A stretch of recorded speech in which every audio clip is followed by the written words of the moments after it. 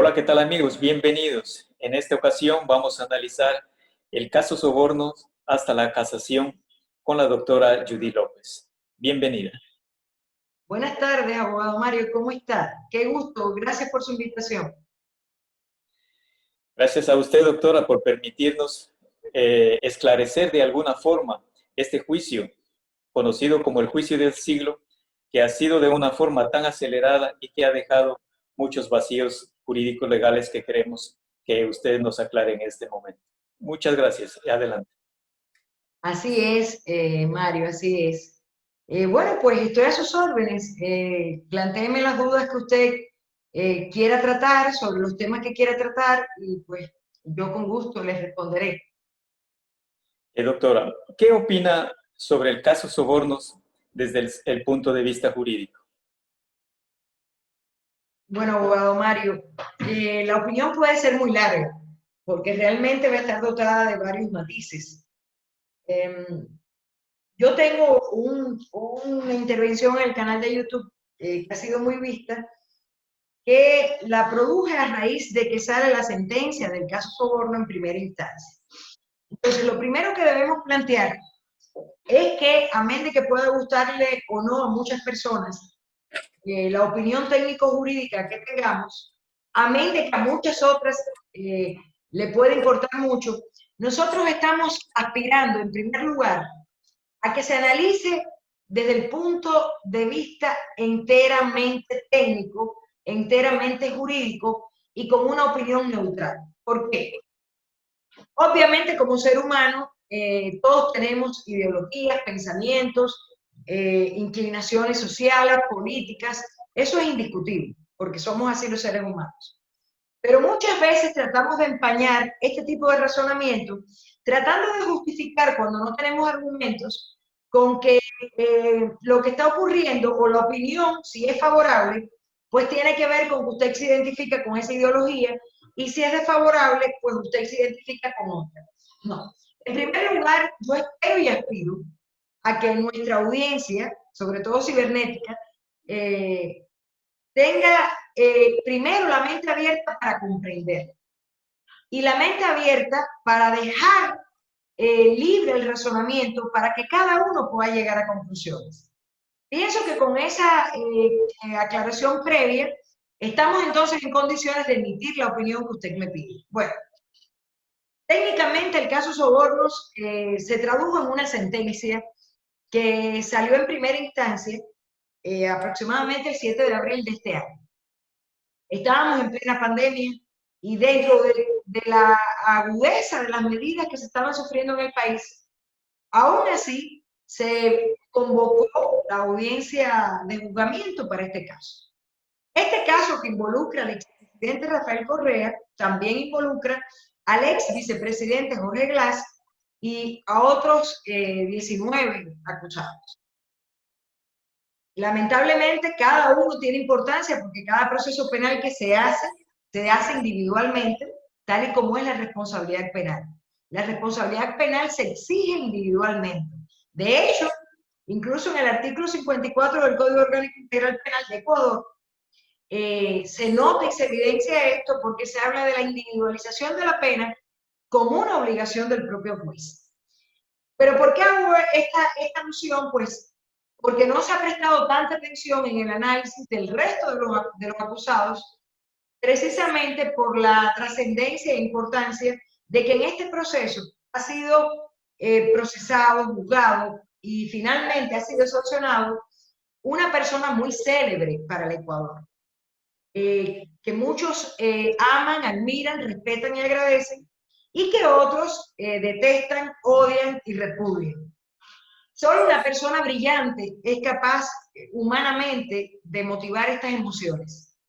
Por ello, creo que la propia vida y la cotidianidad demuestra que estamos en un proceso donde se ha juzgado a uno de los ecuatorianos más brillantes que pueda tener la historia del Ecuador. Ese es mi criterio humano, mi criterio personal. Y ahora les digo mi criterio jurídico. El criterio jurídico sobre el caso Soborno es, en primer lugar, imposible no matizarlo con un criterio político, a pesar de que la política a mí no me gusta.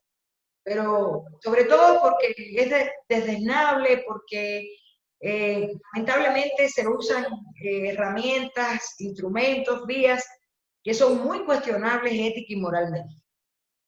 Pero todos los que somos ciudadanos dependemos de la política.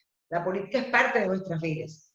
Y de hecho, la dirección política de un país en gran medida va a determinar no solo la economía, la salud, la educación, el empleo, desempleo, el manejo de la economía, también va a determinar la seguridad jurídica, que es tan importante.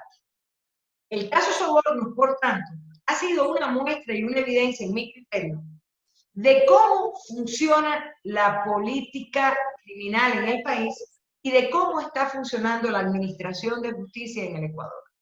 ¿Por qué digo esto?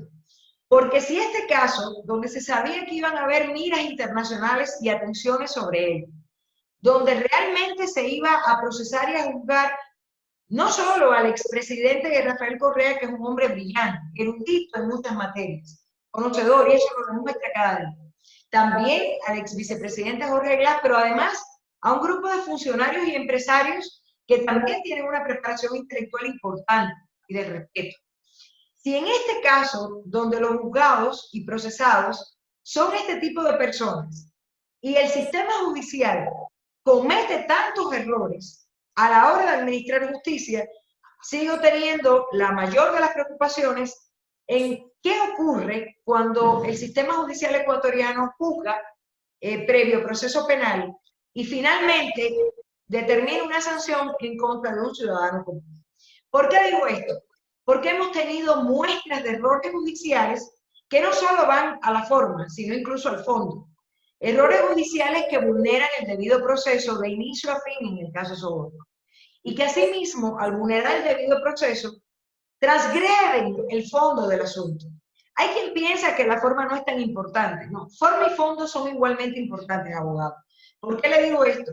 Porque la forma precisamente es la que marca el modo en que legal y constitucionalmente debe acontecer en este caso un proceso penal de inicio a fin.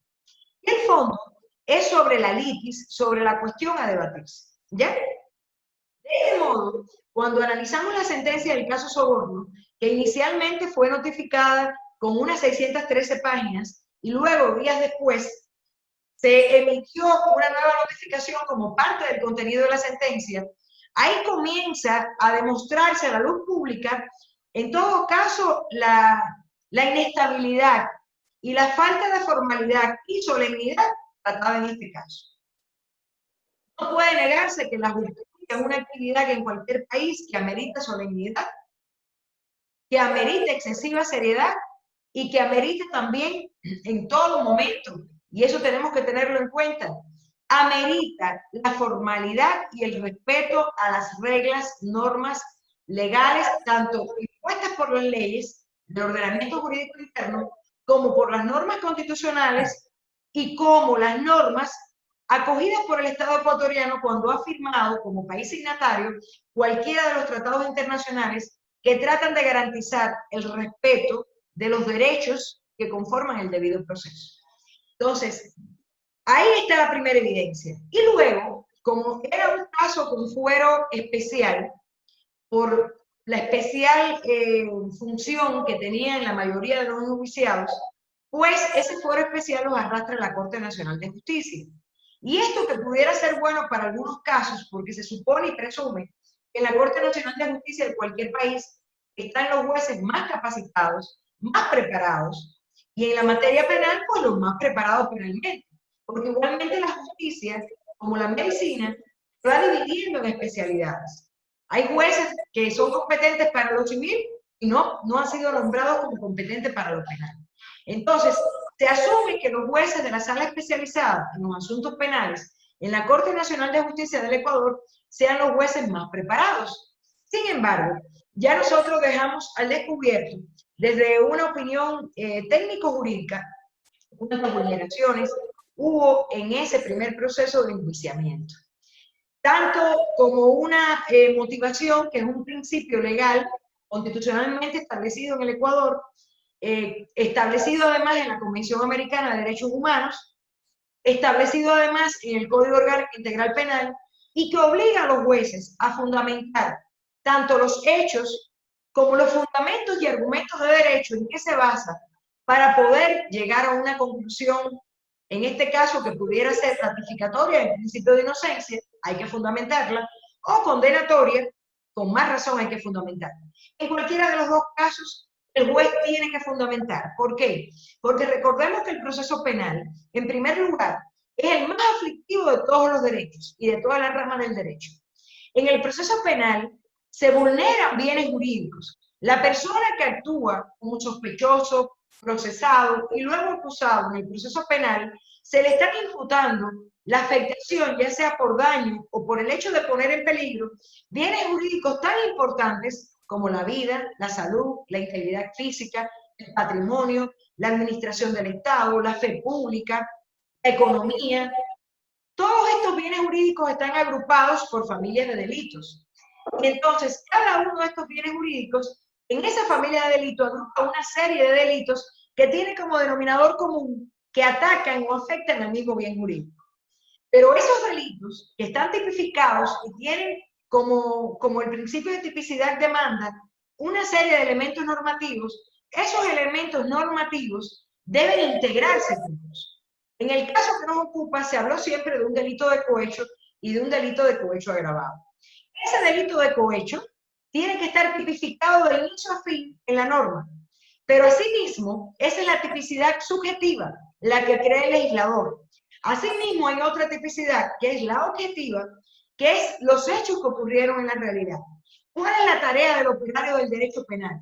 En su rol de abogado, en su rol de fiscal, en su rol de juez. Cuando vamos a actuar en un caso, tenemos que tratar de ver cómo encuadran esos hechos que se dice que han ocurrido en la realidad, cómo encuadran de modo perfecto en el tipo penal en cuestión, sin que sobre ni falte ningún elemento normativo. De hecho, si sobra un elemento normativo, estaríamos ante la atipicidad. Ese no sería el tipo penal.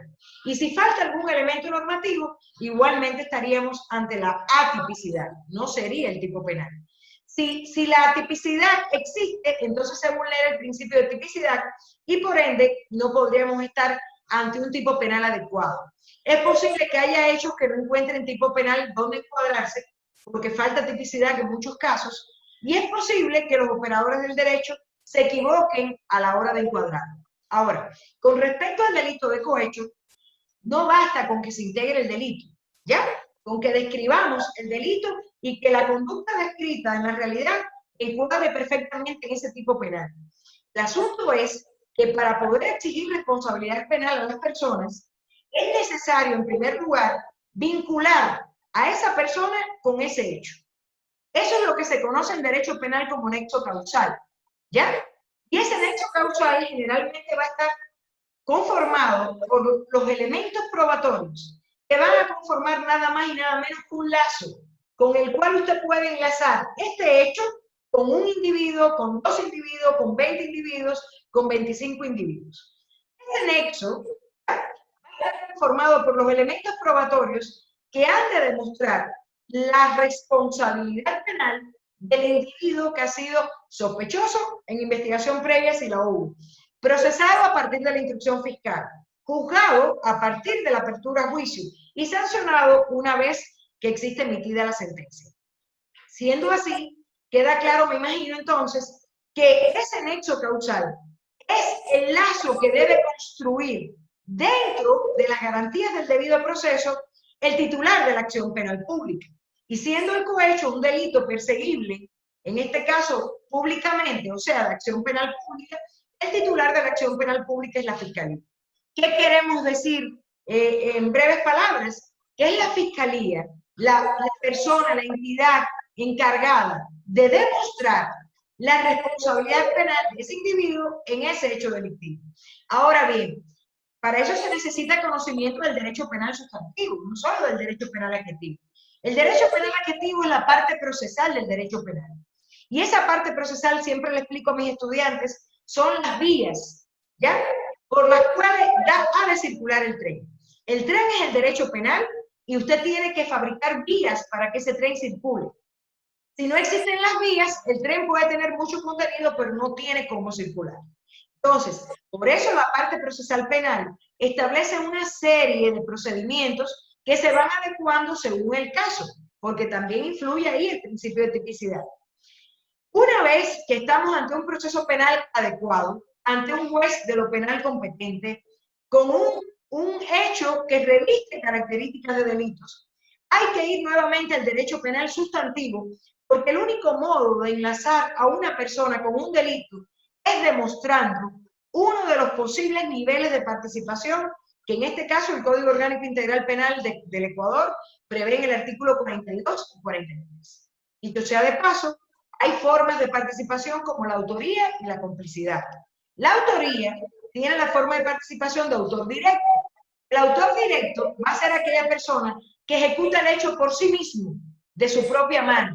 Hay una modalidad de participación en la autoría que es el autor mediato. El autor mediato, a su vez, tiene establecidas 4 modalidades.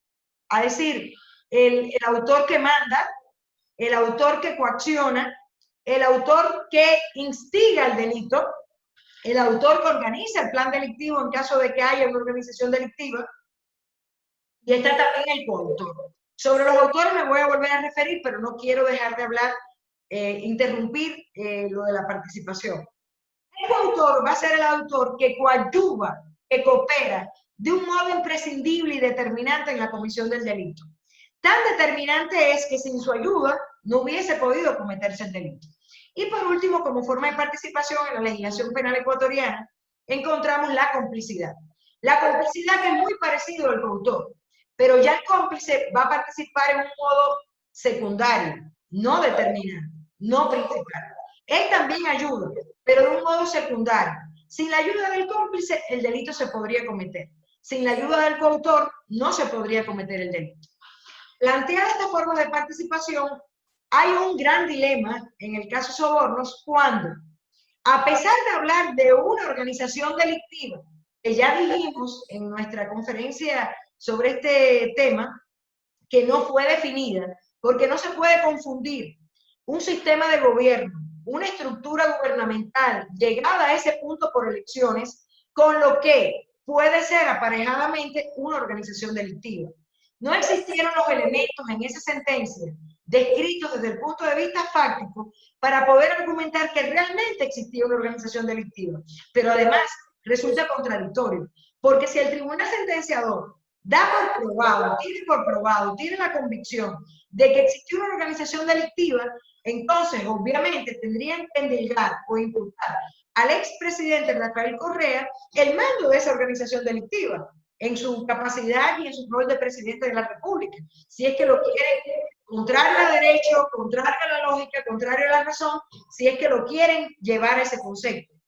Y obviamente el jefe de la organización o el clan delictivo siempre va a dar órdenes, va a ejercer un poder de mando y va a tener el dominio del hecho. Por ello es que la Fiscalía, en el momento que alegaba la acción penal y la acusación, hablaba de un rol participativo para el expresidente Rafael Correa como condominio del hecho. ¿Ya? Sin embargo, los hechos que existían no podían sustentar ese nivel de participación. Y los jueces, arrogándose una facultad que no tiene permitida en ley, modifican, yo creo que innovando sobre un principio de congruencia que no existe respaldado en el Código Orgánico Integral Penal, no existe ni tipificado ni vigilado por el sustento legal, y amparándose en ese supuesto principio de congruencia mal invocado y además tergiversando su concepto de lo que sí realmente es el principio de congruencia, dicen que sí están facultados para cambiar la participación. Este nivel de participación que entonces establecen es el nivel de participación por instigación. Y obviamente, para usted fundamentar la autoría por instigación, tendría que fundamentar qué actos, qué acciones llevó a cabo el expresidente Rafael Correa para poder instigar, incitar, motivar, determinar al resto de los coacusados a cometer el delito de cohecho en cuestión. Esos hechos nunca fueron descritos y por eso es lo que viene, lamentablemente, porque es una comicidad que para mí es muy preocupante. O sea, la administración de justicia siendo seria, solemne y real, nunca debiera causar risa. Pero es lo que ha venido a provocar la risa de hablar de que le endilgan al expresidente Rafael Correa haber instigado por influjo psíquico. A ver, el influjo psíquico existe como una categoría psicológica, estudiada desde la ciencia. Pero el influjo psíquico, en caso de que pudiera fundamentar un nivel de participación penal, que dicho sea de paso, no está establecido como una de las modalidades de autoría, ni siquiera como una de las modalidades donde usted va a la doctrina y pudiera sustentar la instigación, tiene que llevarse a vías de hecho, porque nuestro derecho penal ecuatoriano habla de derecho penal de autor, no habla de derecho penal de conducta, ni de personalidad, sino de autor, de hechos concretos. Y entonces tiene que concretar qué hechos fue lo que llevó a cabo a instigar o determinar. Eso nunca fue descrito. Y por ello es que se vislumbra, y lo puede vislumbrar un médico, un ingeniero, el que barre las calles, el bodeguero, el estibador, el señor que surca el campo, el que siembra el campo, cualquier persona con un coeficiente de inteligencia normal, que sea mayor de edad y pueda razonar con responsabilidad y autonomía de adulto, puede darse cuenta de que no fue fundamentada esa participación. Por ello es que ahora recientemente, lamentablemente, porque a mí me da mucha vergüenza ajena, que tengamos en el país un fiscal general, en este caso la señora Diana Salazar, a quien le llaman 10 sobre 20 y a mí no me gusta la mofa, pero lamentablemente imaginémonos, si la propia fiscal general es capaz de describir y conceptualizar, sin apoyarse en la lectura, sin apoyarse en la doctrina, sin leer un libro, sin mentar a un autor que seriamente exista, y dice que ejerció influjo psíquico sobre los acusados porque irradió. La irradiación no es algo propio de los seres humanos. La irradiación es algo que tiene un contenido químico físico, natural. No es algo propio de los seres humanos. Y hay que justificar incluso en el caso de que haya irradiación, sobre qué vías se formó esa irradiación. Ese es el argumento legal más sólido que tiene la Fiscalía para defender el fallo que ha dicho el tribunal que nunca acogió su tesis inicial. Entonces, el fallo del tribunal, la sentencia, no fundamentó tampoco qué hechos llevó a cabo el expresidente Rafael Correa para poder calificar que ejerció un influjo psíquico y si de hecho se puede denominar que existía en él ese influjo psíquico para con el resto de los acusados. Al adolecer de esto, en pocos términos vamos a decir que lo que está sucediendo es que no existen pruebas de que el expresidente Rafael Correa participara en el hecho delictivo. Y que ha sido una contrariedad, arbitrariedad, un amarre, un tortolo, que pudiera ser con alambre bien apretado, con tenaza, para poder sujetarlo al proceso penal. Eso, cualquiera que haya estudiado Derecho y se dedica al derecho penal, al analizarlo y leer la sentencia, se da cuenta entonces de una lectura entre líneas. ¿Qué motivó a que esto se hiciera así en la máxima instancia de administración de justicia del país? Sumémosle a ello que para colmo, el recurso de apelación lo atendió también el mismo cuerpo de jueces de la Corte Nacional y que el recurso de casación lo atendió también el mismo cuerpo de jueces de la Corte Nacional. Por ende, no estamos ante jueces de lugares diferentes, estamos ante jueces que se contaminan conversando en pasillo uno con otro. Ese es en el mejor de los casos. En el peor de los casos, que todos tienen el mismo interés. Y ese interés es lo que podría afectar la independencia judicial.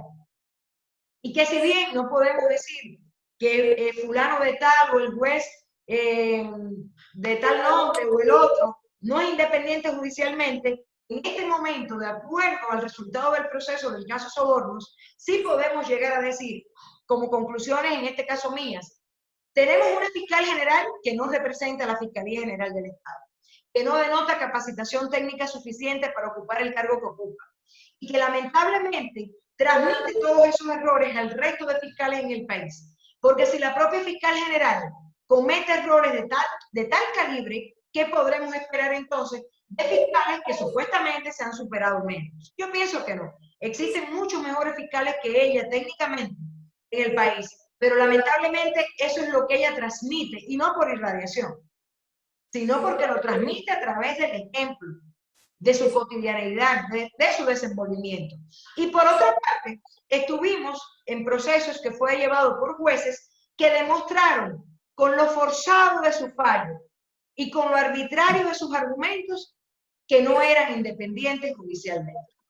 Entonces, mi opinión en concreto del caso Sobornos es que ha sido un caso construido con fines netamente políticos y abrumando, arrasando, desnaturalizando tanto el derecho natural como el derecho positivo.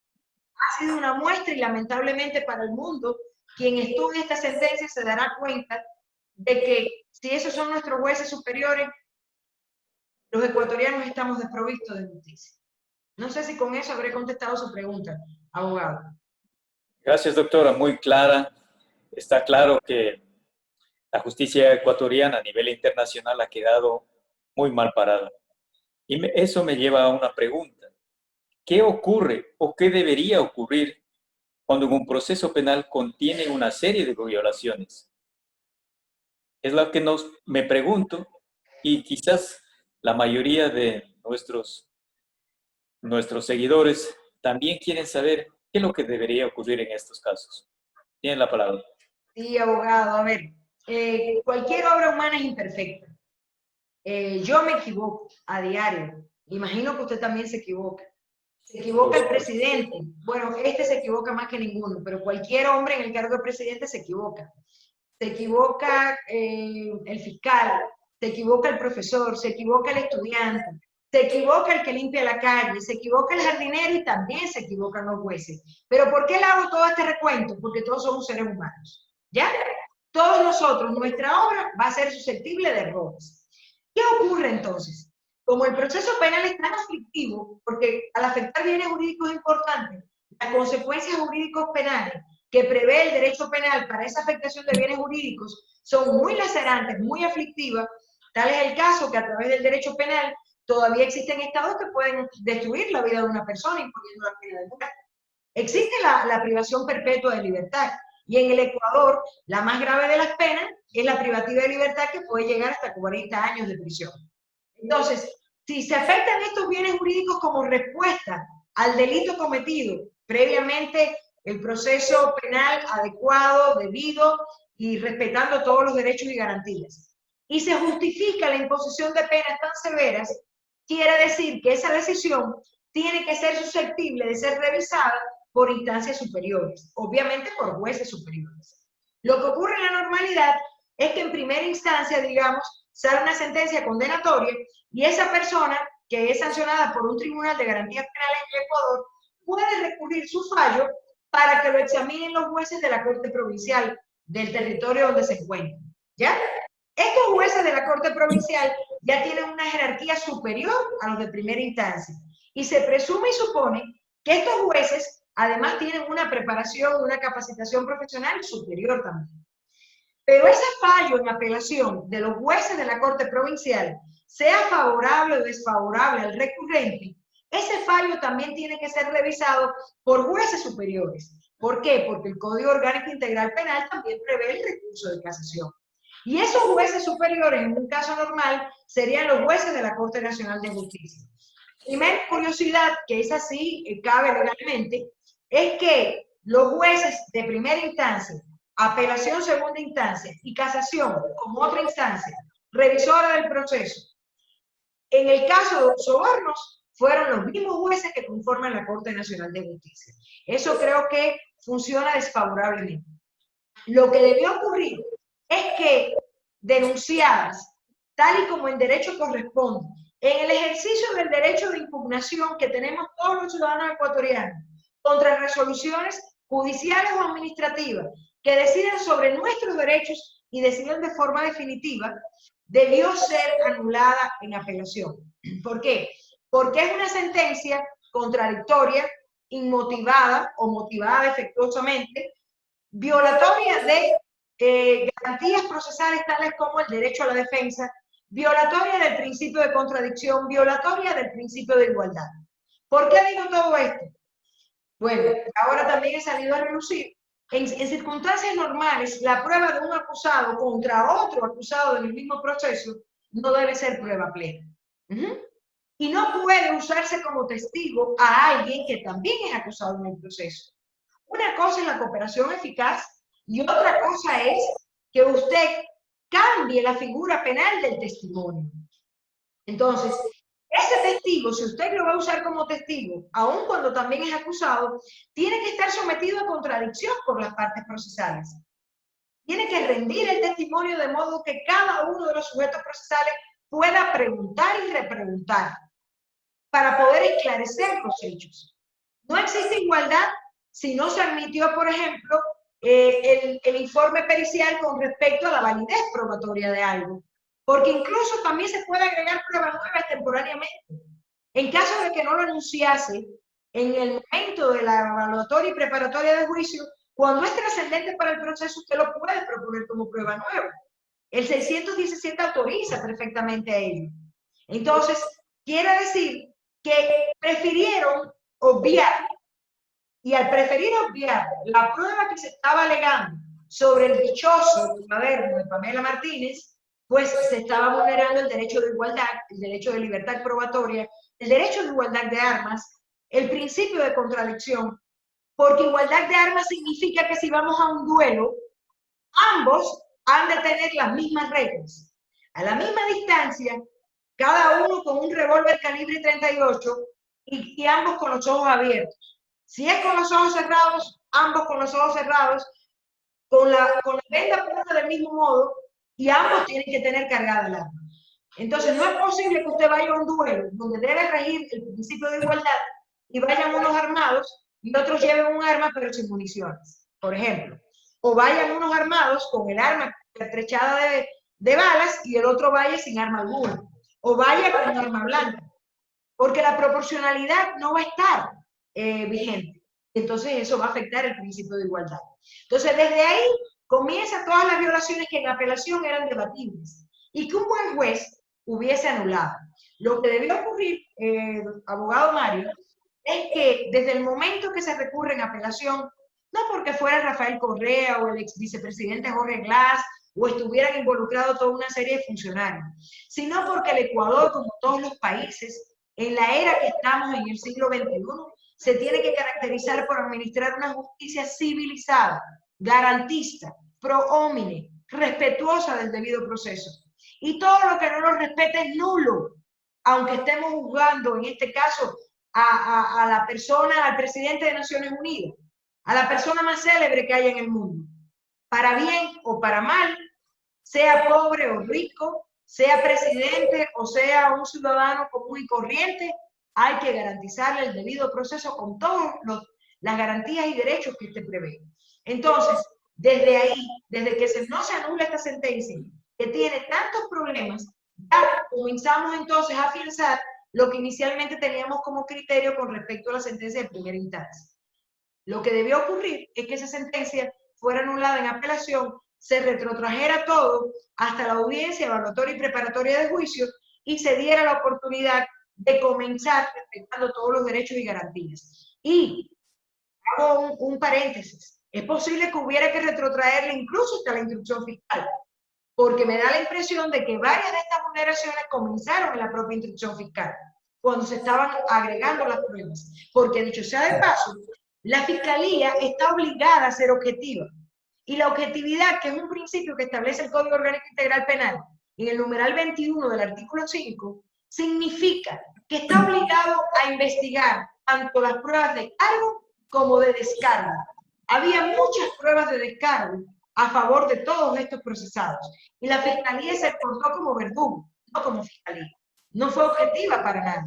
Y eso lo demuestra incluso la propia, vamos a decir, euforia que denota la fiscal al establecer su opinión. Se le olvida que duele y es lamentable que seres humanos culpables o inocentes, cualquier ser humano, cada vez que sancionamos a un ser humano probada su culpabilidad, eso en vez de alegría debe dar dolor, porque hemos fallado nosotros como sociedad para poder educarlo y darle las oportunidades y sacar lo mejor de sí. Y sin embargo ve la euforia. Esa euforia denota que tampoco hubo objetividad fiscal. Entonces, en este caso debió ser anulado desde la instrucción fiscal, abogado. Sí, doctora, eso me hace pensar que tanto el fiscal, la señora fiscal Diana, como los jueces desconocen de este principio tan importante que quisiera que usted en este momento nos ayudara con el significado del principio de imparcialidad e independencia judicial que debían de tener en cuenta los señores magistrados. Explíquenos qué quieren decir estos dos principios o qué significan. A ver, sí, muy a tono su pregunta. Veo que según lo que va escuchando le saltan nuevas dudas y de ahí la formula. Sí, sí, creo que encaja muy bien acá esa pregunta. En el contexto. Digamos lo primero. El juez es una persona que va a tener uno de los poderes más importantes del Estado. No importa si es juez de unidad judicial, si es juez de tribunal, no importa si es juez de garantías penitenciarias o si es juez de la Corte Provincial o juez de la Corte Nacional. El juez es uno de los funcionarios públicos que tiene en sus manos uno de los poderes más importantes de la sociedad. Es el poder de administrar justicia. Los ciudadanos debemos vivir tranquilos, ya sea en materia civil, administrativa, laboral, penal, y penal sobre todo, en cuanto a que cuando tengamos un dilema, un conflicto que involucre el derecho en cualquiera de sus ramas, tenemos un sistema judicial donde podemos presentar una demanda ante un juez que en primer lugar se aprobe. Es decir, vivimos una crisis, sobre todo los que como usted y como yo, estamos inmersos en la vida del derecho y del derecho penal sobre todo, vivimos una crisis en el Ecuador donde siempre oramos y pedimos a Dios que nos caiga un juez inteligente, capaz de razonar, competente, buen ser humano, con calidad humana y probo que no sea corrupto. ¿Por qué? Porque si nos cae en el caso, ya sea como juez unipersonal o como parte de un tribunal, un juez que no tenga todas estas características, entonces no vamos a obtener un resultado de administración de justicia. Sumémosle a eso que el juez, al ser juez y jugar con esta función de administrar justicia, por naturaleza tiene que ser juez natural, tiene que ser imparcial. Imparcial quiere decir que tenemos que estar seguros de que el juez que va a juzgar la causa no ha sido amigo ni enemigo de los sujetos procesados, que no tiene identificación ni para bien ni para mal con las ideologías políticas. Eso se llama imparcialidad. La imparcialidad sí está prevista en el Código Orgánico Integral Penal de Ecuador. Sin embargo, la independencia judicial, que es un principio que está presente en la Constitución de la República y también en el Código Orgánico de la Función Judicial, no está explícitamente establecido en el Código Orgánico Integral Penal, lo cual es un error legislativo de entre tantos que estamos sufriendo cada día, lamentablemente. Y quizás eso, un paréntesis, me lo explico, porque ya vemos la conformación de la Asamblea. Duele ver un país donde las leyes salgan de personas que ni siquiera cuentan con ética. Y pido disculpas con eso, a muchos legisladores no se puede medir a todos con el mismo rasero, pero lamentablemente en su mayoría esto es lo que han evidenciado al país. Y el pueblo ecuatoriano razonan hasta los niños, imagínense los adultos. Entonces, una vez que ya el juez tiene la obligación de ser independiente judicialmente, tiene que serlo con certeza. ¿Qué significa la independencia judicial? Nos acogemos a la tripartición de poderes de Montesquieu. A veces quisiera retroceder en el tiempo para vivir en una época de personas tan brillantes como Rousseau, Montesquieu, Beccaria, personas que impulsaron el proceso y el debido proceso con el respeto a garantías constitucionales hace más de 3 siglos. Y sin embargo, tenían más claros los conceptos que muchos jueces en este momento que estamos viviendo. La independencia judicial significa que el juez solo debe obediencia a la ley y que aunque el juez tiene su libre arbitrio y tiene la libre apreciación de la prueba como una facultad, siempre lo tiene que valorar con lógica y con razón. ¿Cómo constatamos que el juez valoró todo el caso aplicando lógica y razón por la motivación que sea capaz de hacer en la sentencia, que es un principio que lo obliga a motivar y argumentar? Si no lo hace con la suficiencia que demanda la ley, y la doctrina, porque la doctrina también es fuente de derecho, aunque no sea fuente directa del derecho penal. ¿Ya? Entonces el juez no está siendo independiente judicialmente, porque si obedeciera la ley en los términos que la ley lo plantea, no se daría el problema de que apliquen dos leyes cuando debieron aplicar por principio de temporalidad la que estaba vigente en el momento de la comisión del hecho, de inicio a fin. No tendríamos resultados como que pusieran un resultado de 25 años de inhabilitación para el ejercicio de los derechos políticos por una ley posterior que salió a raíz de una consulta popular que incluso rebasaba el periodo de 2012 a 2016 en que enmarcaban el caso Soborno. Y eso lo hicieron los jueces de la Corte Nacional, dicho sea de paso, ese disparate, porque ya puedo decir que es un disparate, fue rectificado por la Corte de Apelación. Gracias a Dios lo que hicieron que al menos ese siguiera caminando. Era demasiado evidente ese disparate. Hay otros más fáciles de ocultar. Entonces, ¿qué ocurre con esto? Que si el juez demuestra que es independiente judicialmente, la ciudadanía lo percibe. ¿Cómo lo percibimos? Porque actúa consuetudinariamente, como se acostumbra. No se actúa con independencia judicial, ¿por qué? Porque no es posible que si hay recursos de casación como los que yo como abogada tengo, esperando hace 2 años, hace año y medio, hace un año el que menos tiene, hay recursos de apelación que todavía la audiencia, hace 2 años en un caso puntual que tengo el 27 de octubre, la audiencia no se ha celebrado en apelación. ¿Cómo es posible que en unos 7 meses acontezca de carreta todo? Audiencia preparatoria de juicio y evaluatoria, audiencia de juzgamiento, apelación y casación. Cuando eso no es lo que ocurre. Cuando nosotros nos preocupamos por nuestros asuntos, siempre hay algún juez que dice, es que nos presionan, no tenemos tiempo, tenemos revisiones de 200 casos pendientes, hay una cola increíble, pero no podemos porque todos estamos trabajando en el caso de Rafael Correa. Entonces, ¿qué significa eso? Que sí hay interés político en el asunto. ¿Y por qué se evidencia? Porque esto pudo acontecer en términos más normales, quizás no tan demorados como ocurre en la realidad ecuatoriana, que no está bien. La ley, el Código Orgánico Integral Penal, ciertamente no limita los tiempos, solo habla de días y debe ser rápido para todos. Pero en virtud del principio de igualdad que tenemos todos constitucionalmente reconocido ante la ley, pues se supone que tengan prioridad los casos que están esperando ese más tiempo y que también están necesitando resolver definitivamente su asunto, ya sea para un sujeto procesal o para otro. Miren, en la justicia no cabe demora, en la dilata la vuelve contra sí. Este no es un pensamiento mío, es un pensamiento de un intelectual latinoamericano muy prominente, José Martí, que también tuvo mucha vigencia y la tiene actualmente. Entonces, ¿cómo puede ser que haya justicia, mal llamada justicia, para casos que hace 2 años no se resuelven y hasta más? Y en este caso todo ocurre tan rápido.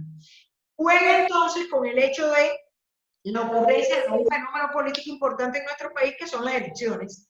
Y en estos comicios electorales era necesario, por las consecuencias legales que arrostraba, apresurar el proceso. Eso es muestra de presión política, de presión gubernamental.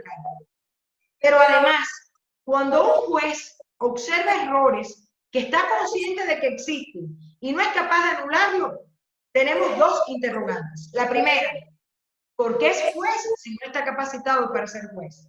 Porque si no es capaz de darse cuenta de eso, que lo estudian todas las carreras de derecho y que se supone que si llega juez de la Corte Nacional es porque uno es uno de los más brillantes y eruditos profesionales del derecho en el país, ¿cómo es posible que no vea esos errores? Y no es por debilidad visual, porque la debilidad visual también se supera. No es por debilidad auditiva, porque existen elementos tecnológicos para superarlo. La otra interrogante sería, si este juez es competente, está capacitado y es preparado, y los errores están, ¿por qué no los ve? Entonces tenemos que ir al entorno al juez, al contexto. Puede haber habido amenazas de muerte, puede haber habido amenazas contra su familia, puede haber existido influencia mediática, porque el periodismo, la libertad periodística que existe acá, lamentablemente, es buena para muchas cosas, pero para otras es lamentable.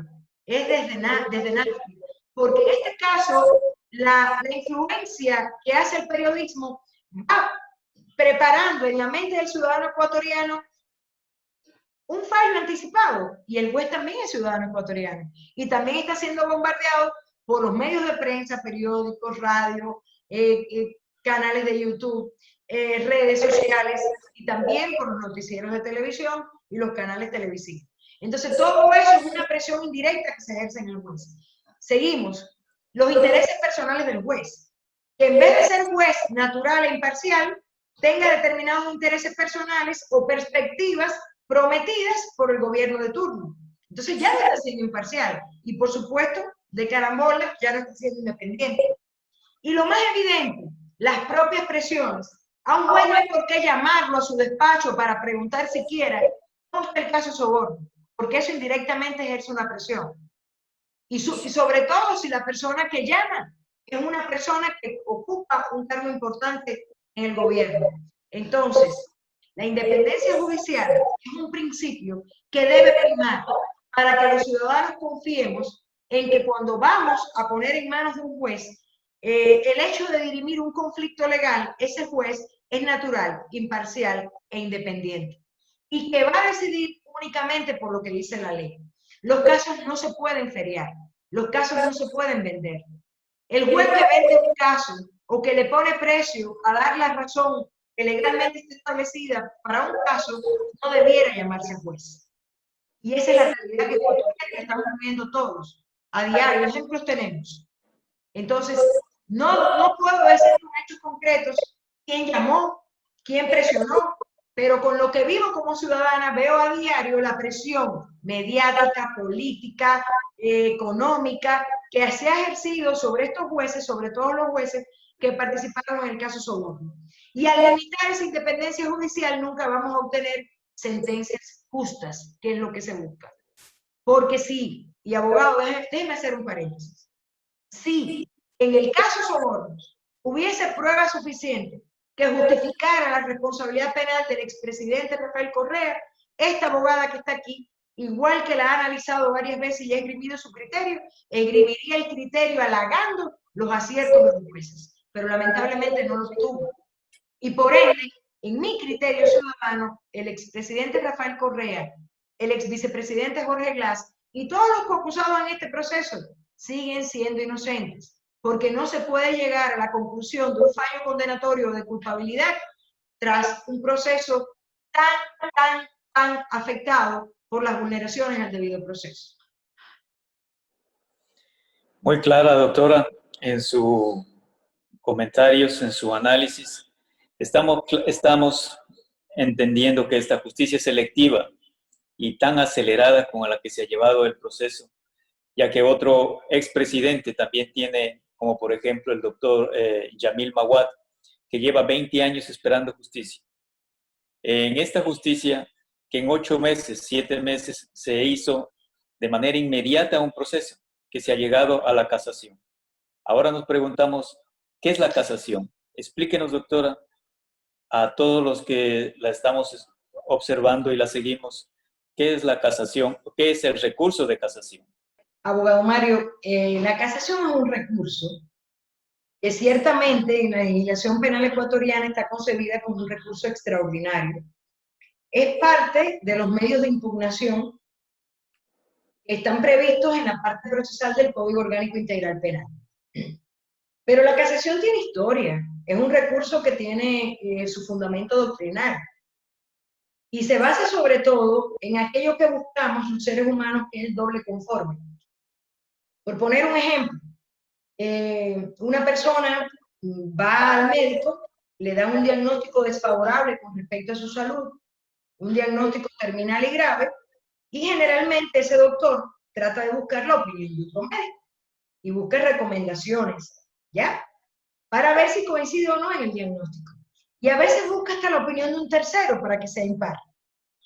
Bueno, con derecho ocurre igual. Si se están analizando problemas y principios y derechos tan importantes relativos a la vida de las personas, es preciso entonces que podamos someterlo a otras autoridades judiciales que puedan analizar si el tribunal de primera instancia se equivocó o no se equivocó. Y si el tribunal de segunda instancia se equivocó o no se equivocó. Generalmente, en un sistema judicial que esté funcionando correctamente, una vez resuelto el recurso de casación, pues los sujetos procesales, una vez que ya queda ejecutoriada la sentencia, como que ya tienen que decir, bueno, pues perdí esta batalla. Sin embargo, cuando aún la sentencia del recurso de casación sigue arrastrando errores e incluso aporta otros errores, entonces es mucho más difícil conformarse.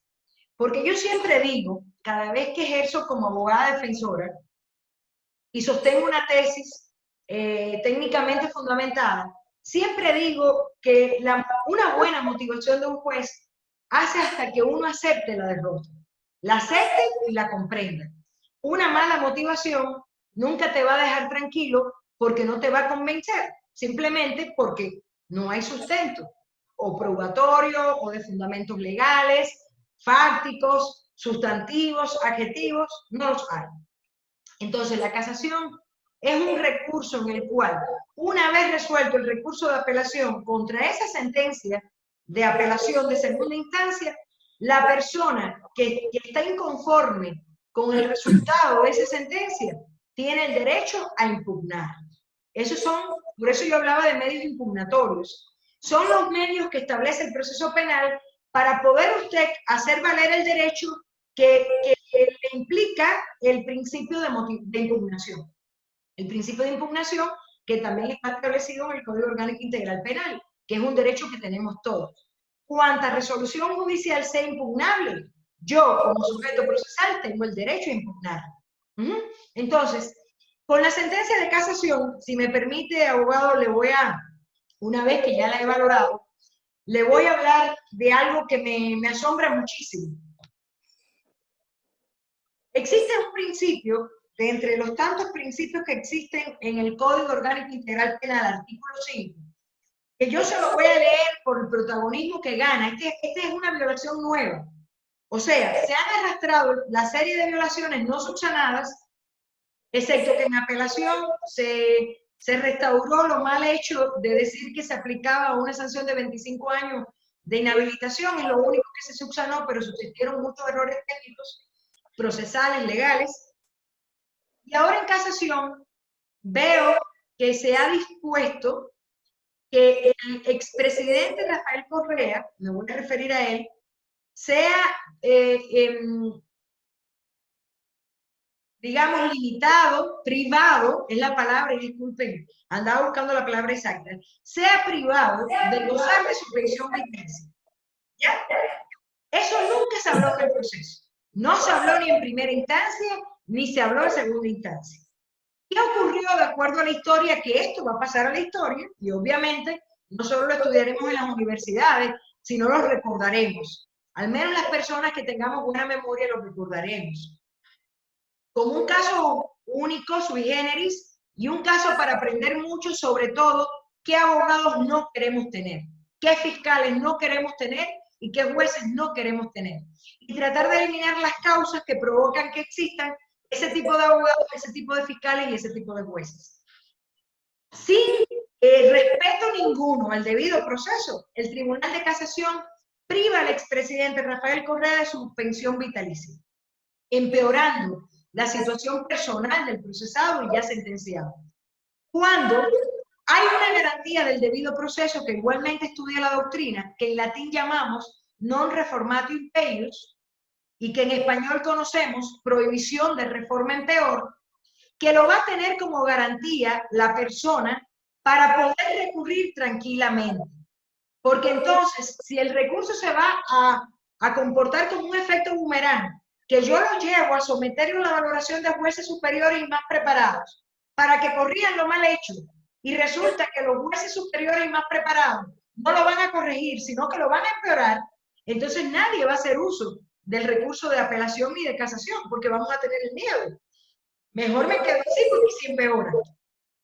Precisamente para evitar esa incertidumbre y zozobra humana, como parte de la seguridad jurídica, encontramos en el artículo 5 del Código Orgánico Integral Penal, exactamente en el numeral 7, y en este caso se lo leo para que vean que no lo estoy inventando, sino que se apoya en la ley, en el Código Orgánico Integral Penal de Ecuador. Repito, artículo 5, numeral 7. Y les voy a leer el enunciado de este artículo para entender la trascendencia, porque tenemos muchos seguidores que no son abogados y para ellos va dirigido, para que como ciudadanos entiendan lo que está ocurriendo. Adelante, Artículo doctor. 5, gracias a vos. Este artículo 5 presenta principios procesales, es decir, principios del proceso penal. Los principios son premisas, son axiomas que deben regir el proceso penal. Y dice, principios procesales. El derecho al debido proceso penal, sin perjuicio de otros establecidos en la Constitución de la República, los instrumentos internacionales ratificados por el Estado u otras normas jurídicas, se regirá por los siguientes principios. ¿Qué está diciendo?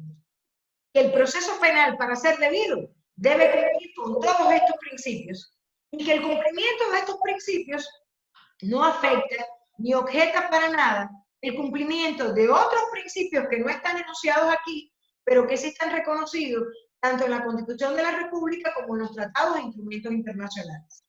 De modo que un proceso penal que incumpla al menos uno de estos principios ya no es debido proceso y es susceptible de ser anulado. ¿Ya?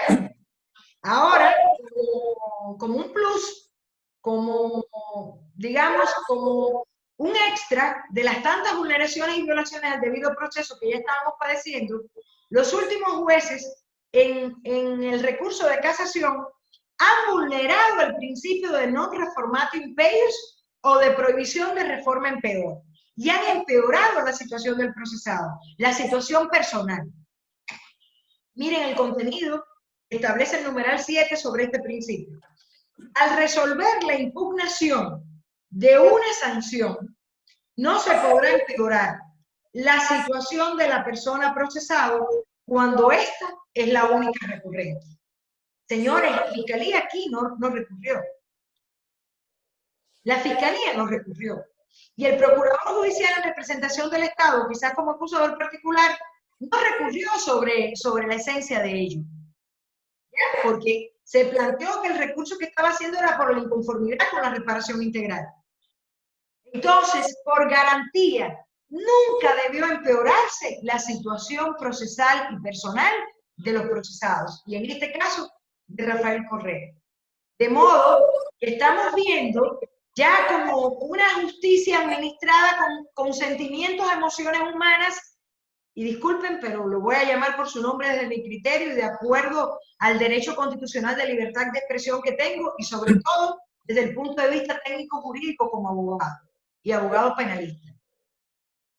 Impartieron justicia con odio, para que si se quedaba algo suelto, en lo cual no se pronunciaron los antecesores jueces, yo voy a cerrar bien el círculo y voy a poner una llave o combinación más de seguridad al candado, porque esto no puede quedar así. Eso demuestra que no se administró justicia. Entonces, este recurso de casación, veo además que está siendo también malinterpretada la sentencia. He visto prominentes juristas en el Ecuador invocando el numeral 2 del artículo 113 de la Constitución de la República, diciendo que perpetuamente se ha prohibido a Correa participar políticamente. Ciudadanos ecuatorianos, no se dejen engañar, eso no es cierto. Miren, la inhabilitación política en ese caso depende de la responsabilidad penal. Se inhabilitó como sanción accesoria prevista en el Código Orgánico Integral Penal de Ecuador en el artículo 61 los derechos de participación durante 8 años. Es temporal, es una inhabilitación temporal. En materia penal, lo especial rige sobre lo general. Y aún cuando vayamos a la Constitución del Ecuador, yo les leo textualmente lo que dice el artículo 113 para que vean que no habla de ninguna perpetuidad.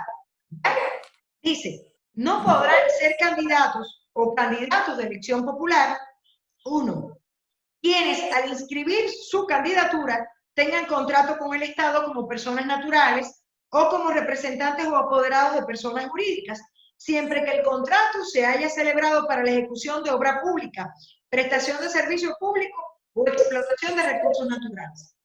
Ustedes dirán, ¿y por qué pone ese primer apartado? Pues para invitarlos a razonar. Quiere decir que en el momento de los comicios electorales, y no podemos en la ley decir Diego donde dice Diego, porque donde dice Diego, y donde dice Diego, dice Diego. No podemos incluir la letra E y cambiar el sentido de la palabra, ¿ya? Interpretando además de modo aberrante la propia Constitución de la República. Quiere decir, de acuerdo a ese razonamiento, que las personas que tienen un contrato con el Estado, como personas naturales o jurídicas, de por vida no podrán candidatizarse, no podrán postularse a elecciones populares. No, ese no es el sentido ni el espíritu de la ley. Con lógica y con razón se entiende que no podrán inscribir su candidatura en el momento del comicio electoral que ocurra, que ocupe, si en ese momento tienen ese tipo de contrato con el Estado. Esa es una primera prohibición. Dice la cuarta, no podrán inscribir su candidatura las jueces y jueces de la función judicial, del Tribunal Contencioso Electoral y los miembros de la Corte Constitucional y del Consejo Nacional Electoral, salvo que hayan renunciado a sus funciones 6 meses antes de la fecha señalada para la elección. Y nuevamente vuelve el legislador a enmarcarlo en un contexto histórico, que es el comicio electoral de que se trata. Porque de lo contrario, lo que están interpretando sería el que haya sido juez o juez de la función judicial del Tribunal Contencioso Electoral de por vida no podría ser candidato o postularse para elección popular. No es correcto, pero incluso la propia letra del artículo lo deja claro. A menos, dice, salvo que hayan renunciado a sus funciones 6 meses antes de la fecha señalada para la elección. Es decir, que incluso habiendo sido juez de la función judicial del Tribunal Contencioso Electoral, si renuncia 6 meses antes del comicio electoral, puede postularse como candidato. Entonces, vamos al numeral 2.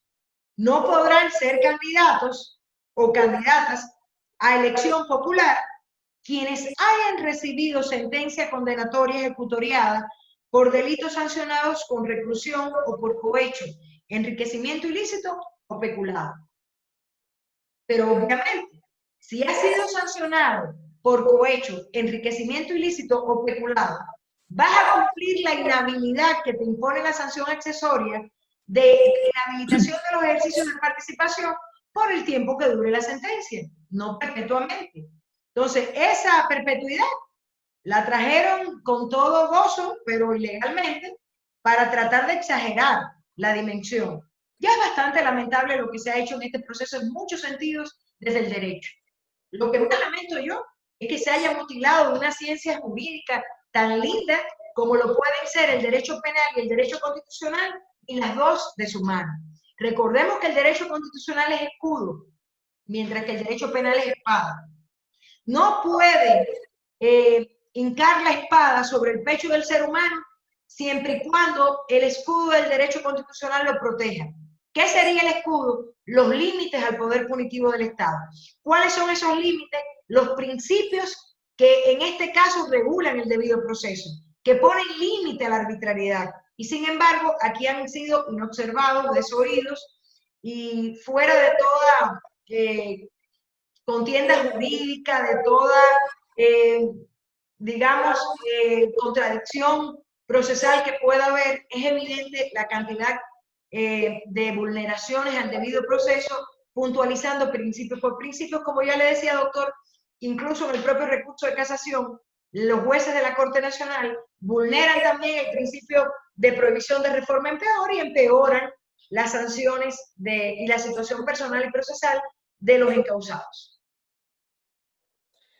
Es una pena, doctora, que todos los jueces que han participado en este proceso mediático, desde la primera instancia hasta la casación, hayan tenido errores.